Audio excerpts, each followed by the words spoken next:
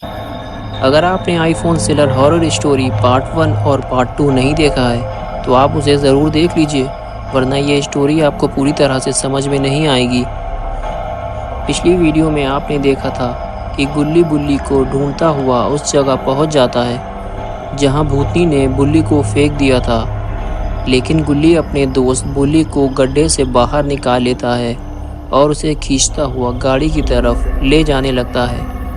बुल्ली अभी जिंदा है, भूतनी ने उसे जान से नहीं मारा है, लेकिन अगर उसने गुल्ली को यहाँ देख लिया तो पता नहीं वो उसके साथ क्या करेगी। लेकिन ये सब भूतनी देख रही होती है। गुल्ली को यहाँ देखकर भूतनी गुस्से में आ जाती है और गुल्ली की तरफ तेजी से बढ़ने लगती है।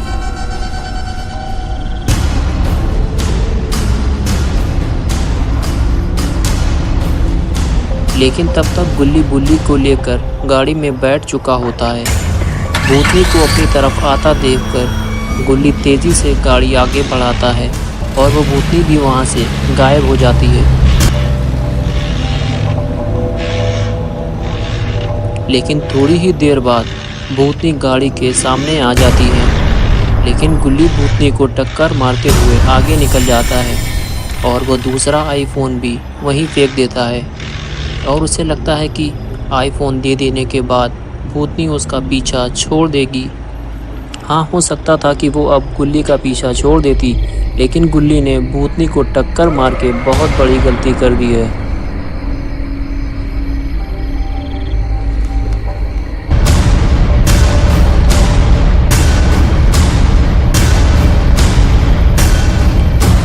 और अब आगे की स्टोरी देखते हैं। भूतनी गुल्ली का पीछा करना शुरू कर देती है। गुल्ली बहुत तेज़ गाड़ी चलाता हुआ आगे बढ़ता है, लेकिन गुल्ली ये नहीं चाहता कि भूतनी उसका पीछा करते हुए उसके घर तक पहुंच जाए। कुछ दूर आगे चलने के बाद गुल्ली गाड़ी को जंगल की तरफ मोड़ देता है और गाड़ी से नीचे उतरकर झाड़ियों के बीच में छुपकर बैठ जाता है। लेकिन ये भूतनी तो गुल्ली की ही तरफ आ रही होती है। ये गुल्ली का पीछा करते हुए यहाँ तक पहुँच गई है। गुल्ली गाड़ी के नीचे से भूतनी को देख रहा होता है, लेकिन भूतनी फिर से गायब हो जाती है।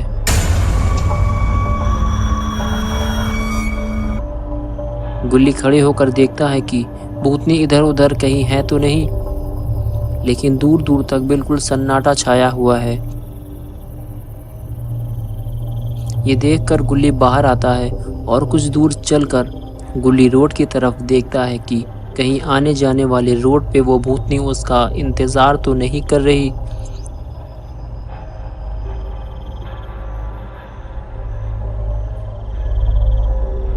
लेकिन रोड पे भी बिल्कुल सन्नाटा पड़ा हुआ है।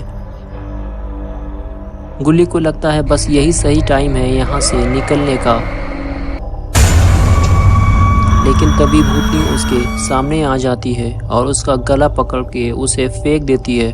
गुल्ली काफ़ी दूर रोड पर जाके गिरता है, लेकिन भूतनी का बदला अभी पूरा नहीं हुआ है। वो उसे और मारना चाहती है, लेकिन गुल्ली वहाँ से भागता है। वो भूतनी के हाथों मरना नहीं चाहता, लेकिन भूतनी तो उसके पीछे पड़ी हुई है और फिर से वो गुल्ली को ढूंढते हुए गुल्ली के पास आ रही है। लेकिन वो गुल्ली के पास पहुंच पाती उससे पहले ही गुल्ली गाड़ी से उसे ज़ोरदार टक्कर मारता है। भूतनी उछल के दूर जाके गिरती है। गुल्ली अब होश में आ चुका है। ये देखकर गुल्ली फ़ौरन गाड़ी में जाकर बैठता है और गुल्ली गाड़ी लेकर वहाँ से जल्दी से निकल लेता है। गुल्ली बुल्ली को अगर ज़िंदा रहना है तो इस भूतनी से पीछा छुड़ाना होगा, लेकिन कैसे?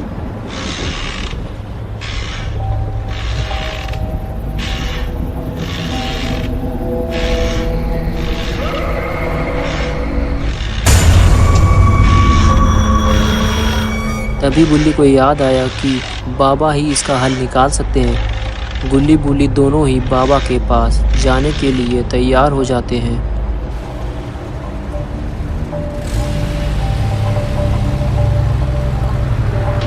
बाबा के घर के पास पहुंचते ही बुल्ली जब बाबा की तरफ देखता है तो उसे पता चलता है कि बाबा अभी ध्यान लगाए हुए हैं।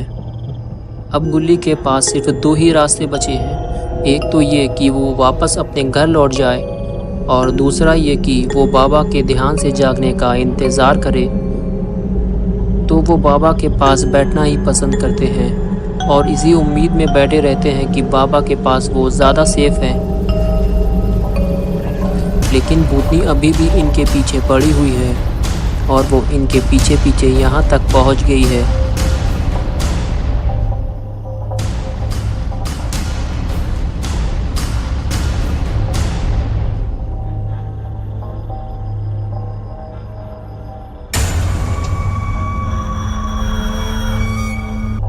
लेकिन जैसे ही गुल्ली और बुल्ली भूतनी को अपने पास आता देखते हैं, डर के मारे वो बाबा से चिपक जाते हैं और उसी वक्त बाबा का ध्यान टूट जाता है। बाबा कहते हैं, क्या दिक्कत है तुम लोगों को? गुल्ली कहता है कि बाबा हमारे पीछे एक भूतनी पड़ी हुई है। बुल्ली कहता है कि वो अभी यहीं थी। फिर बाबा नीचे उतरते हैं और आगे बढ़कर देखते हैं कि वो भूतनी कहाँ है।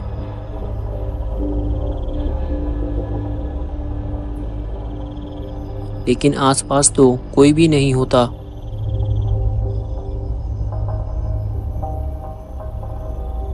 बाबा कहते हैं, चलो मेरे साथ, जब तक तुम लोग मेरे साथ हो वो तुम्हें कोई नुकसान नहीं पहुंचा सकती। गुल्ली बुल्ली बाबा को लेकर उसी तरफ चलने लगते हैं जहां से उन्होंने भूतनी को आता देखा था।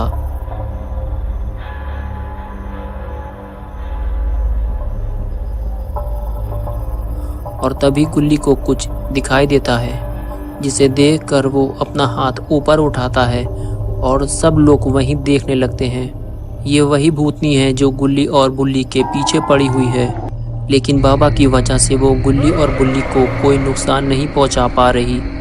और तभी वो पेड़ से नीचे उतरती है। बाबा तो पहले ही काफ़ी गुस्से में है। बाबा गुस्से से उसकी तरफ दौड़ते हैं और एक WWE स्पेयर्स लगाते हैं।